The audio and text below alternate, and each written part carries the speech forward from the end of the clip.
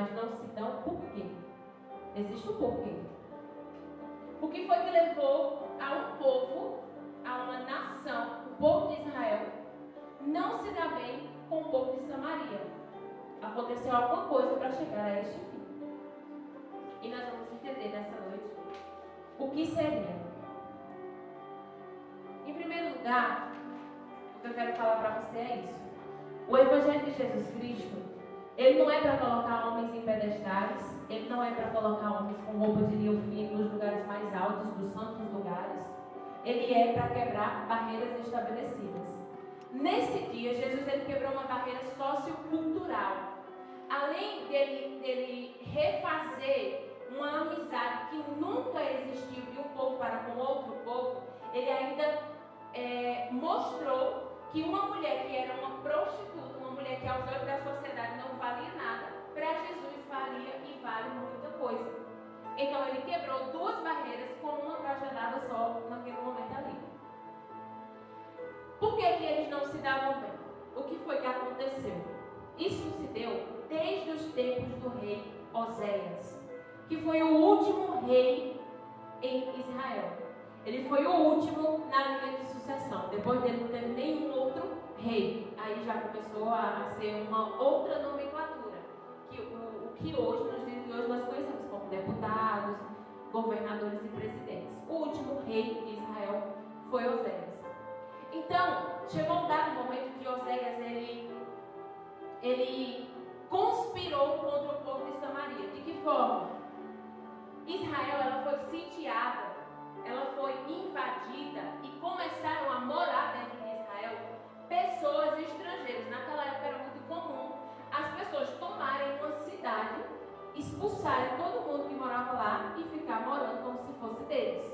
Então isso aconteceu aqui em Israel. As tropas assírias fizeram isso. Invadiram Israel, começaram a morar ali, começaram a governar sobre aquele lugar e expulsaram os judeus dali. Alguns foram para a Babilônia nessa época e os outros se dissiparam. Só podiam ficar dentro de Israel quem era pobre. Por quê? Ia servir de escravo. Quem era rico, quem tinha suas posses e condições, uns foram expulsos e outros saíram com suas próprias posses para poder não se submeter a uma pessoa que chegou e queria dominar tudo ali de um dia para outro. Então só pôde ficar quem era pobre.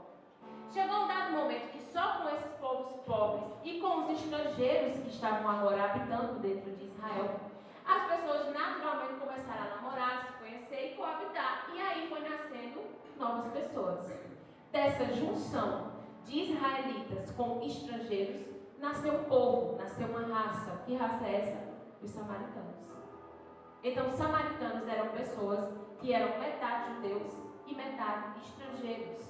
Aí se deu. Por que aconteceu essa batalha que fez com... Essa batalha não física, mas que fez com que essas pessoas, elas adquirissem um verdadeiro ódio por Israel e vice-versa. Porque os estrangeiros, quando moravam dentro daquele lugar ali, eles queriam adorar o Deus dos judeus. Eles queriam adorar o nosso Deus, o Deus de Israel, Isaac e Jacó. Só que os samaritanos, eles tinham uma certa relutância em adorar o nosso Deus. Eram idólatras, preferiam adorar estátuas, alguns deles. E os estrangeiros, eles chegaram ao povo de Israel, ao rei Oséias, e disse assim: olha, rei, nos permita estar junto com vocês. É a mesma coisa que chega as pessoas aqui e diz assim: pastor Ailson, permita que eu congregue aqui, que eu fique aqui com vocês, que eu ajude vocês quando for necessário. Nessa época eles estavam construindo um templo.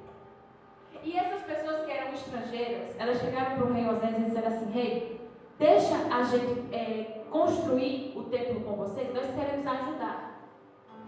Porque se vocês deixarem, aí nós vamos fazer parte disso aqui e todo o nosso povo vai adorar Deus junto com vocês.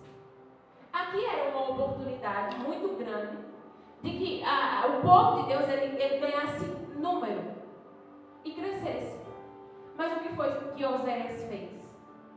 Disse para aquele povo um belo e sonoro não. Esdras, capítulo de número 4, versículo 2 e 3, é que vai relatar tudo isso. E quando Oséias olhou para ele e disse assim: olha, vocês nada têm conosco na edificação da casa do nosso Deus. Pode sair da minha presença. No momento que poderiam estar juntos, congregando, crescendo, por motivos alheios aqui nesse momento, mas que tudo tem uma explicação, Oséias disse assim: não, vocês não têm a minha permissão para se chegar a nós. Depois que eles receberam esse belo não, foi aí que começou a ira de Samaria para com Israel. Então, quando aquela mulher estava na hora mais quente do dia, buscar água no poço, e o mestre encontrou com ela ali, a primeira coisa que ela fez, ao invés de reconhecer Jesus como Senhor, ela disse assim: não, peraí, você está me pedindo água. Ela chamou Jesus de uma forma sem respeito nenhum. Quando ela disse tu, ela não quis usar a nomenclatura usada naquela época para se tratar com uma pessoa. Ela quis dizer assim: olha, você para mim é nada. Como assim você é um judeu?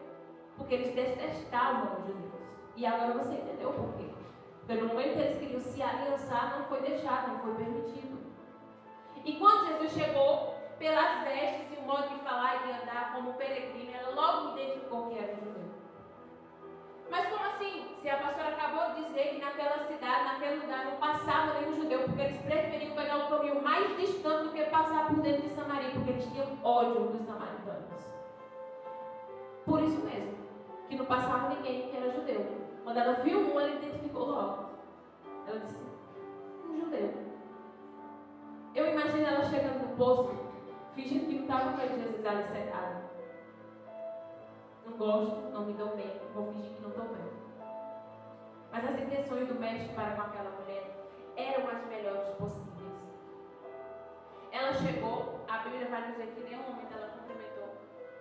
A Bíblia também ela deixa claro que naquela época uma mulher, da estirpe dessa mulher, não conversava com ninguém. Ninguém falava com ela. Nem homens e nem outras mulheres conversavam com ela. Só mesmo pelo fato de que ela era uma prostituta, ela era escarnecida da sociedade, ninguém se comunicava com ela. Eu imagino que ela chegou e não cumprimentou Jesus por vários fatores. Um deles, a raiva que ela tinha dos judeus. E o outro, também por isso. Acho que ela pensou assim: do jeito que eu sou, se eu falar, ele não vai nem responder. Então, várias questões podem ter levado ela a não cumprimentá-la. Mas, Jesus ali sentado, ela chegou e ele disse assim: olha, me dá um pouco de água para beber. Imediatamente, ao invés de pegar a água e dar, de usar de compaixão, ou de dizer assim: oi, tudo bom, bom dia, meu nome é fulano, se apresentar e conversar. Não. Ela disse assim: como sendo o judeu pede beber a mim, que sou mulher samaritana? Porque os judeus não se dão com os samaritanos. Jesus respondeu para ela: mulher, se tu soubesse, se tu conheceres o dom de Deus em primeiro lugar, e soubesse quem é que está te pedindo de beber, tu era quem ia me pedir, e eu te daria a água da vida. Você acredita que naquele momento Jesus ele pediu algo porque ele estava com sede? Não. Antes dele pedir água a ela, ele pediu para os discípulos irem a Sicar comprar comida. Você acredita que Jesus tinha fome? E realmente não tinha. Nem fome e nem sede. Existia algo muito além de fome e sede. O resgate de uma alma que estava ali naquele lugar. Uma mulher que ninguém dava nada por ela, mas o mestre dava. Quando Jesus pede água a uma mulher samaritana, ele está quebrando um protocolo de uma coisa que nunca existiu. Os judeus, eles preferiam, ele preferia, eu vou ser aqui bem radical para você entender o nível. Um judeu, ele preferia morrer de sede do que beber água que viesse da mão de um samaritano. Somente por uma raiva inexplicável que existia entre eles. Ele preferia morrer de sede. É tanto que quando eles iam da Judeia para Samaria, da Judeia para Galileia, eles evitavam passar por dentro de Samaria. única e exclusivamente porque os pezinhos deles não podiam pisar naquela terra de Samaria, porque para eles era maldita. Olha o nível da raiva que os judeus tinham dos samaritanos, e também observe o nível da raiva que os samaritanos tinham dos judeus, porque a raiva que elas tinham pela forma como ela tratou Jesus quando ele chegou perto dela, óbvio, sem saber que ele era Jesus. Então era uma raiva muito grande. Como eu disse, Samaria era o caminho mais próximo para chegar até a Galileia, mas os judeus nenhum iam por Samaria, e Jesus nesse dia foi. Além de ir, eu imagino Jesus com os discípulos, os 12, caminhando com ele e dizendo assim: olha, vamos por essa estradinha aqui, viu? E os discípulos entenderam: ué, mas o mestre vai por dentro de Samaria, esse negócio está diferente. A Bíblia diz que ele diz assim: é necessário me passar por Samaria. Sim, é isso mesmo. Então eu imagino os discípulos dizendo assim: por que será que ele está indo por Samaria? Mas eu também não imagino os discípulos tendo coragem de perguntar: mestre, o senhor está com a cabeça rodando? Por que o senhor está indo por dentro de Samaria? O senhor sabe que a gente não caminha por lá? Eu acho que eles não perguntaram, não. Acho que eles tiveram coragem. Mas Jesus caminhando por aquele lugar. E aí, quando chegaram na beira de um poço, que eram os poços de Jacó, que anteriormente tinham sido entulhados, que anteriormente tinham sido negacionados, ali existia o poço de Jacó. E ali Jesus ficou sentado e disse assim: olha, os discípulos, vão lá comprar comida lá em Sicar. Do mesmo jeito que Samaria para os judeus era amaldiçoada, Sicar também era, porque era fazer parte de uma cidade só. Era como se Sicar fosse a zona urbana e Samaria fosse a zona rural. Quem está entendendo? Quem está entendendo? Então, Sicar era amaldiçoada para os judeus da mesma forma que Samaria era. E Jesus disse assim: os discípulos vão para Sicar comprar comida. Chegando em Sicar, eles iam comprar comida, e o que era que eles iam fazer com a comida? O que era que uma pessoa que compra comida vai fazer com a comida? Então eles iam, Jesus ia beber de uma água que vinha da mão dos samaritanos, que para eles era maldito. Os discípulos iam comer uma comida que viria de uma cidade samaritana, que também era maldito. Por que isso acontece? Porque da mesma forma que Jesus quebrou o protocolo com aquela mulher samaritana que não poderia acontecer, ele disse assim: os meus discípulos precisam me copiar e precisam fazer o mesmo que eu faço. Eu vou quebrar o protocolo aqui, os meus discípulos também têm que quebrar. Eu vou pedir algo a uma mulher samaritana, eles vão comprar comida aos samaritanos e vão quebrar o protocolo do mesmo jeito que eu estou quebrando. O discípulo copia o mestre. Aleluia. Se tem uma pessoa que você tem que copiar, é Jesus. Os discípulos copiam, devem copiar o mestre. Então Jesus, ele sabia que ele tinha que quebrar um paradigma estabelecido durante muito tempo. E ele encaminhou os discípulos dele a fazer a mesma coisa. Tanto o mestre quanto os discípulos deveriam quebrar o paradigma da distância. Esse muro de distância que existia entre um povo e outro. Agora nós vamos passar para uma parte que vai nos levar um pouco mais a fundo sobre a conversa que Jesus teve com aquela mulher. Quando ele pediu a ela dar de beber, e ela disse: olha, como é que você, um judeu, pede a mim para eu dar de beber a você, se a gente não se dá? Já expliquei aqui o motivo pelo qual não se dá. Então, Jesus disse assim: olha, se você soubesse que está te pedindo de beber, você era quem ia me pedir, porque em mim existe a água da vida. Quando Jesus disse isso, aquela mulher ficou fitando os olhos em Jesus e por um momento ela pensou. E as palavras que saltaram da boca dela foram as seguintes: és tu maior que o nosso pai Jacó, que cavou esse poço do qual estou tirando água agora? Tu está querendo dizer que tu é maior do que ele? Até então ele estava tratando Jesus com desprezo e com desdém. Tu quer se comparar à grandiosidade do nosso pai Jacó?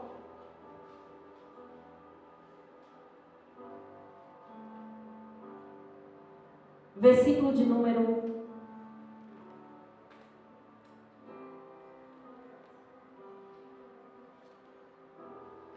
João, capítulo de número 4. Para os irmãos que querem acompanhar.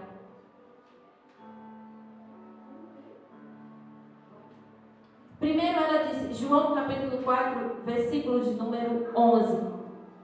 João capítulo 4, versículo de número 11. Antes dela dizer se ele era maior do que Jacó, ela disse outra coisa que também é importante para nós aqui nessa noite. Ela disse assim primeiro no versículo 11: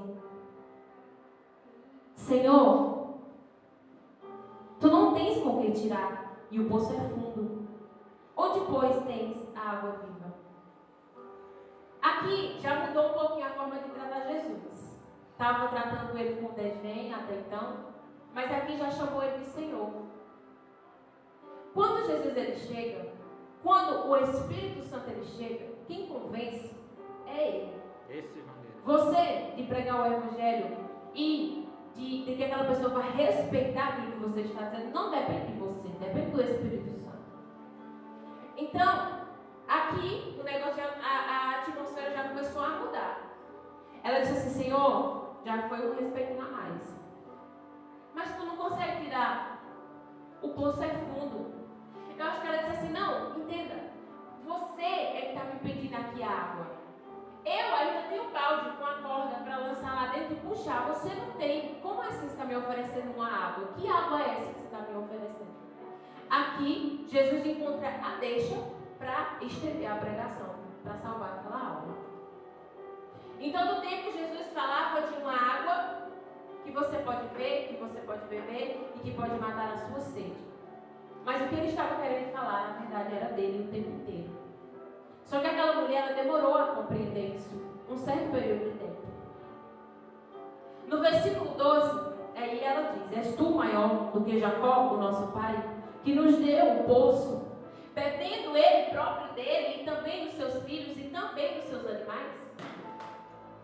Então ela diz assim: olha, você não é maior do que Jacó. Além de Jacó cavar esse poço aqui do que eu estou tirando água agora, ele ainda bebeu dele, e os animais dele também beberam. Quem